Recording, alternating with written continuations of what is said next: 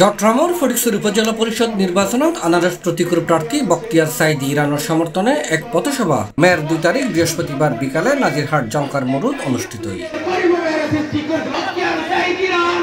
Dharmapur union পরিষদের সাবেক chairman Abdul Kaimur সভাপতিত্বে ও নাজিরহাট পৌর যুবলীগের সভাপতি মোহাম্মদ হাসানের সঞ্চালনায় পথসভাত বক্তব্য রেখে প্রবীণ আওয়ামী লীগ নেতা এনামুল হক বাবুল, মোহাম্মদ আলী সিদ্দিকী, বুরহান আহমেদ, তৌহিদুল আলম, উপজেলা ছাত্রলীগের সভাপতি জামাল উদ্দিন, আওয়ামী লীগ, যুবলীগ, ছাত্রলীগ, কৃষক লীগ সহ অঙ্গ সংগঠনের নেতৃবৃন্দ এবং কর্মী হল। যারা আগামী 20 তারিখের নির্বাচনে আনারস প্রতীকে বিজয় করার জন্য কাজ করবেন, আপনাদের প্রতি আমার সুবিনয় অনুরোধ হচ্ছে।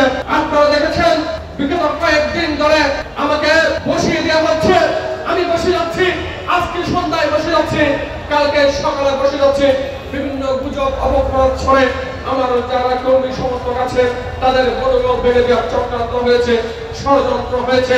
ঠিক কিনা বলেন? রাজনীতি যাতে কোনোভাবে কোনো দিকে লঙ্ঘিত না হয়, কিনা আমি আমার সংগঠনকে ভালোবাসি কিনা থেকে আব্দুল্লাহপুর পর্যন্ত ইরানের সাথে সভাপতি যারা হাত ধরে রাজনীতি করেছে, যুবলীগ নেতা নাসির সহ অনেক নেতৃত্ব মডেল উপজেলা হিসেবে আমরা রূপান্তরিত করতে